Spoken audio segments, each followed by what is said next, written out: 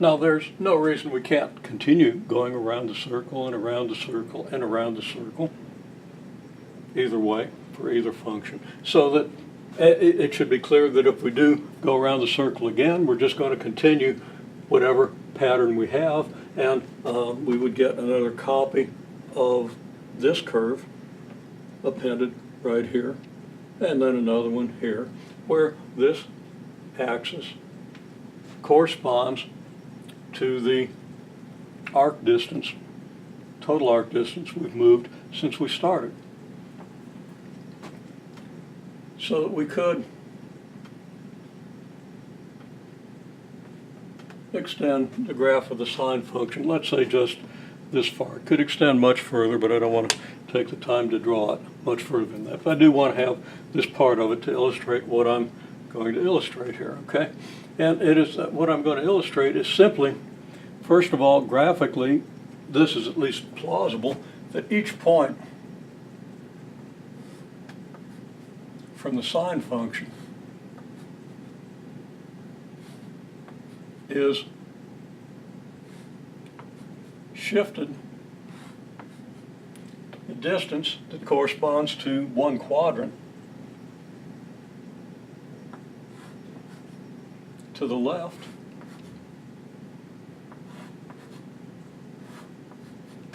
or if each point of the sine function, each point on the graph of the sine function is shifted a distance corresponding to one quadrant, the arc of one quadrant to the left, we land on the same points that we had for the cosine function.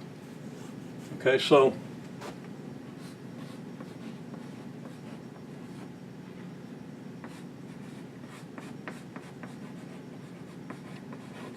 I'm going to suggest a proof. Prove the leftward shift corresponding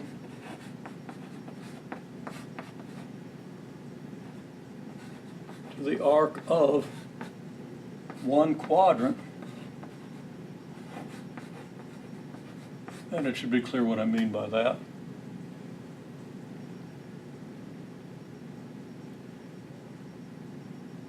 And I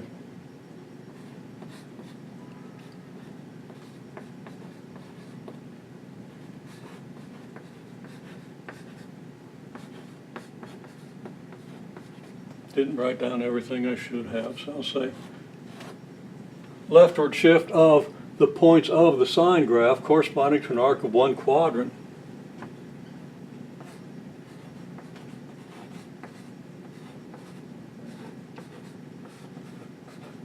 lands us in the corresponding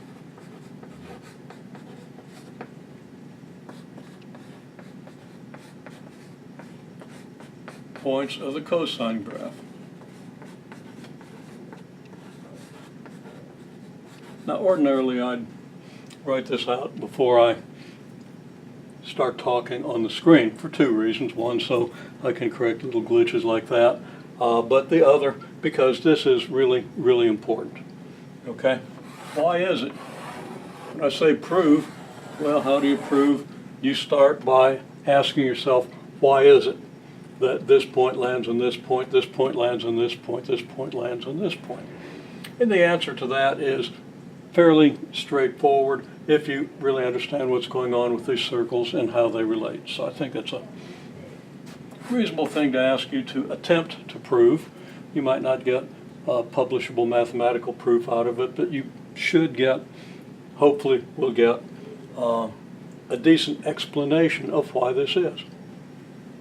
Now, you know that we could continue subdividing either of these circles to get a dense set. And this is going to be true. This is true for the 8 points that we've graphed here. There's no reason that it wouldn't be true for all the subdivided points. So it would be true for all the points on the dense set. And as a result, we can say that the closure of that dense set for the sine graph, when moved to the left, distance corresponding to one quadrant, is going to give us a dense set for the cosine graph. So this also gives us a way of constructing the cosine graph without having to go through this process. All we have to do is shift the sine graph 1/4 of a cycle to the left. So,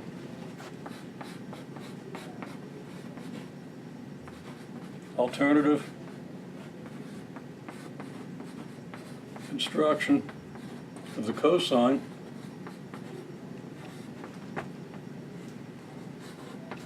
graph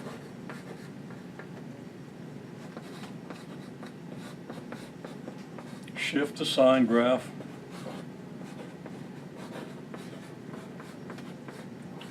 one-quarter of cycle